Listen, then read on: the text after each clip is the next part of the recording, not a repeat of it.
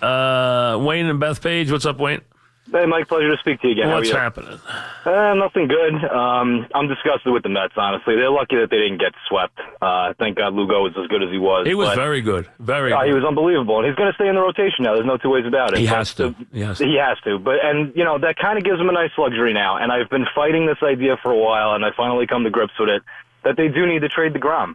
His value is as high as it's ever going to be. I want to start by saying I love deGrom. I do not want to see him go. However, as far as the future of this franchise goes, Mike, there's no way. Let's say that we live in fantasy land, right? And they go and sign Machado in this offseason. There's still too many holes on this team. They're too old. I don't know if Bruce is totally washed up or if he's playing hurt, but he's been awful. Conforto, now you got to question what type of player he is. I mean, I don't know if his injury's got anything to do with it, and he came back too early. And clearly you can't count on Cespedes. Brandon Nimmo's a nice player, but he's a piece. He's not something that you build around. Yes, you can build around Machado, even if they were to sign him, which I highly, highly doubt they will. The Mets are not going to sign Machado. They're not going to sign Harper. That's not the type of team they are. You know that. I know, and unfortunately. So that brings me to the point I'll tell that you they have to trade deGrom. They have to get pieces back that they can build around. I can tell you right now, if the Mets are going to do that, then they are doing a complete about-face, because I know that that's not their plan. Their plan is not plan, Mike, to keep piecemealing this thing together with scraps from other teams? Their feeling is that they go into each year, and if they were healthy, that they, with deGrom and... But they're never healthy. Well, but that's the ludicrous. thing. But, I mean, listen, they have Cespedes on the contract for a couple more years. If he's not going to play it all for those years, then they're not going to be good. They need Cespedes to be healthy to do anything. But they are going to start their year, their core is going to start with deGrom and Syndergaard. That's their plan. Add in Matz and Wheeler, throw in Lugo, throw in a bullpen, have a pitching coach who can get some mileage out of a couple of guys, maybe develop a couple of young arms, and then put your team together. And the Mets would add a bat this year in season if they could. Now, they've done a bad job. They brought Bruce back, which I was not against, so I'm not going to sit here and complain. I thought Frazier was a good signing for them. They needed a guy who could stand in front of his locker and be a leader. That's what he is. He's coming off an injury. You saw him last night pay dividends. They need Cespedes desperately. Cespedes is as important to them as any player is in baseball. I said that before the season started. I remember doing it with Dog, and I said I think Cespedes means as much to the Mets as any player means to any team. And I think you've seen that when he doesn't play. Greg in Long Island. What's up, Greg? Hey, Mike. How are you? What's happening? What's going on? I called you the final week before the retirement. We talked, for a while about Torres and how I was really high on him. I just wanted to throw this. Obviously, the Yankees aren't trading him, and I'm agreeing with you 100%. Everybody was really high on him. I mean, it wasn't like I never met anybody that wasn't really high on him who had seen him. True, not one person. Fair enough. Yeah. Fair enough. I just want to throw this out there. Would this get it done? And if it doesn't get it done for deGrom, would this get it done for Bumgarner? A big package, a package of, Clint Frazier, Tyler Austin, Brandon Drury, Sheffield, who's their pitching prospect, and maybe either maybe like a Romine, who the Mets I think could probably use. Would a package like that? I know obviously Torres and Andrew Hall aren't in there, but would a package like that, a big package, get it done for either a deGrom, and if not deGrom, would it get it done for Bum? I don't know that either team is in the market to trade the player. I think it could be close. I mean, listen, you could always get to a sticking point where the team would say, if you want deGrom, I want Torres, and I don't want to talk unless that's the case. You could have that happen, or at least be the fallback position they want Andujar, and the Yankees could say no to be the guy, and we don't start from there, and the Yankees go out and get a lesser pitcher. That's all possible. I have been, the feeling I've gotten, and this is from pretty good source inside the Mets, that they just aren't looking to trade deGrom and Syndergaard. That it would be an about face. And listen, this is not a secret. If you listen to what Sandy said last week, he said, why does everybody want it to be an extreme? We're here or we're rebuilding. Why can't there be nuance to it? And that's really where we are. And that's what he was trying to say. And I think that's really what they honestly feel, is that they are going to build around the guys they have now. And they're going to try and put the right team around them. Sonny and Malvern, what's up, Sonny? Remember, they spent money on Vargas that they just misspent. That was a bad signing. Go ahead, Sonny, what's up? Hey, Mike, this is why the last two callers are 100% wrong. I don't know if you were at the game or listened to the game Friday night. Smoltz compared to deGrom to Kershaw. Now, Kershaw is probably considered one of the best pitchers of his generation. deGrom is not Kershaw, though. That's ridiculous. Mike, listen to this. Through both of their first 113 games, Smoltz said you cannot tell the difference between them. Listen, I like John Smoltz a lot. That's ridiculous. I mean, Kershaw's one of the 2 or 3 greatest regular season pitchers in the history of baseball. You can't compare deGrom to him. I'm telling you what the numbers say, The Mike. numbers don't say that. Okay. I mean, come on now. Wait a second. Wait, now, what number does deGrom have that compares to Kershaw? I'm just telling you what Smoltz Well, wait a said second. But what is it? Comparing what? He's comparing ERAs. He's comparing wins, WHIP. I don't know. How are you comparing? Wait a second. Be realistic here for a second.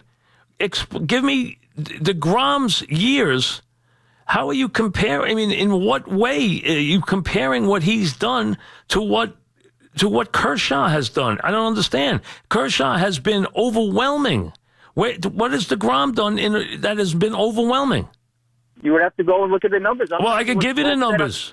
I mean, Mike, I'm telling you what Smoltz said on Friday night. Listen to the broadcast. Well, it doesn't matter. Just because somebody makes a statement, deGrom has an ERA of 2.54 with 14 wins, 3.04 at 7 and 8, and 15 and 10 with a 3.53 going into for 15, 16, and 17.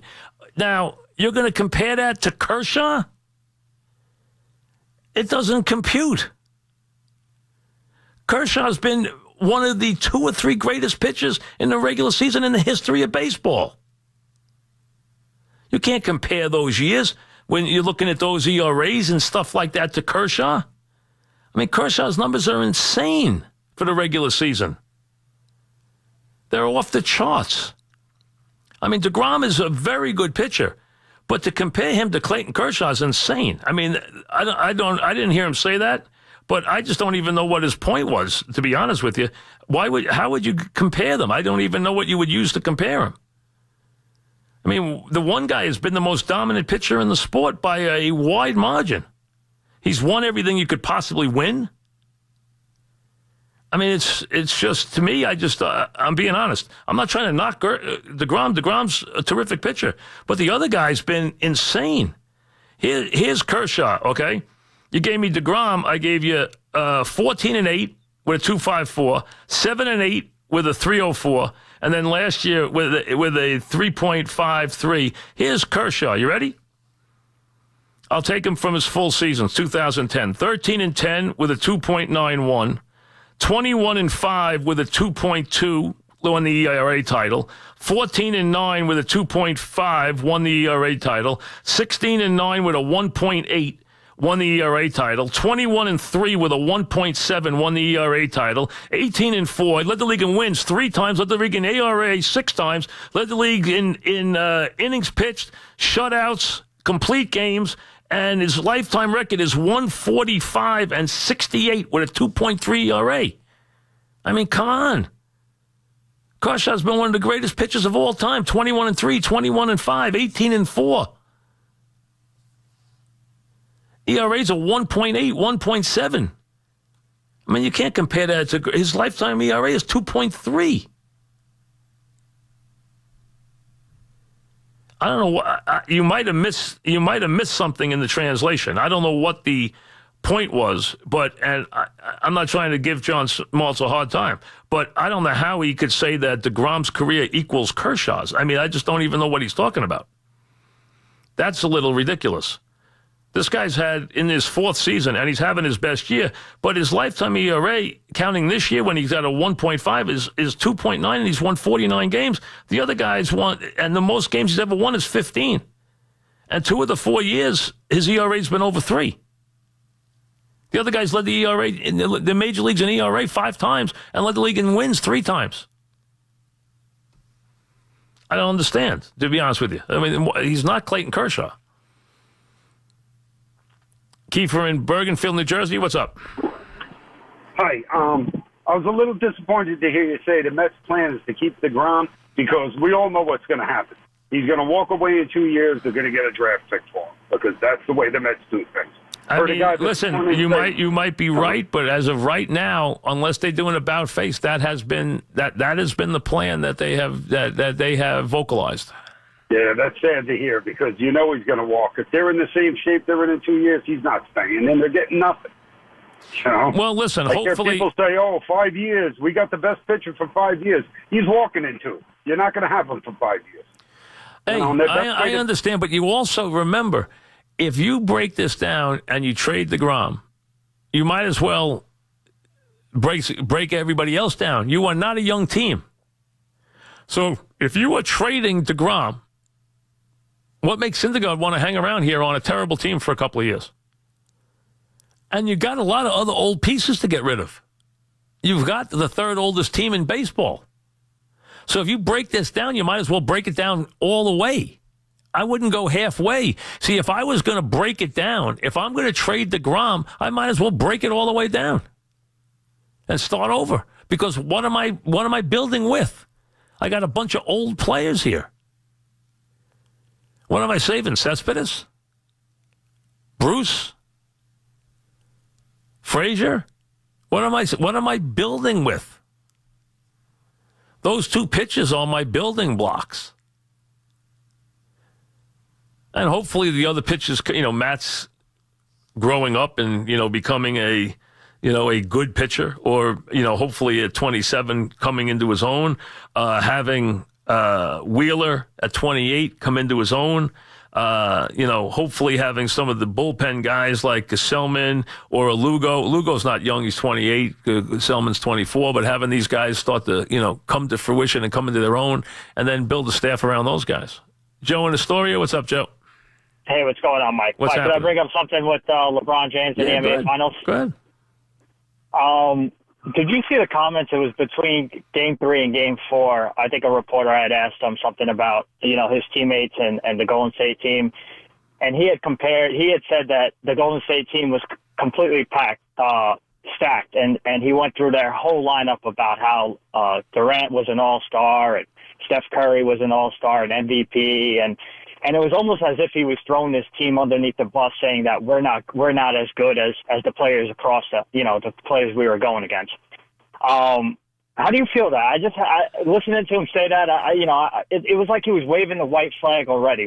I know you defend LeBron and the LeBron. I'm not MJ defending. thing I'm not defending anybody. I think say anything about your teammates is wrong in the middle of a series. You're not saying anything. Did you hear him say those comments? No, I didn't hear him say that, but I'm not saying he didn't say it. I think his actions as far as breaking the whiteboard after Game 1. Now, do I understand why he did it? Yes, I thought the call was outrageous. I thought the reversal was out. I didn't mind the call. I mind the reversal. And talking to someone in the league who I trust, they said, listen, the problem that we had with it was that there was no reason to reverse the call. There was no basis. You reverse the call when you've made a mistake. That call was at best a 50-50 call. There was no reason to reverse it. And that was the reason. There was no basis to reverse that call. Either way you made the call, you could live with it, but live with it. I mean, there was no basis to reverse it. You had nothing on video evidence to reverse it. The other part was, now, he's got to know better. He has a responsibility. When you're the best player in the league, you have a great responsibility to your team. You have a responsibility to your owner, your franchise, the league, and everybody else. You can't be breaking your hand or damaging your hand on a whiteboard, I don't care how mad you are. You can't punch something.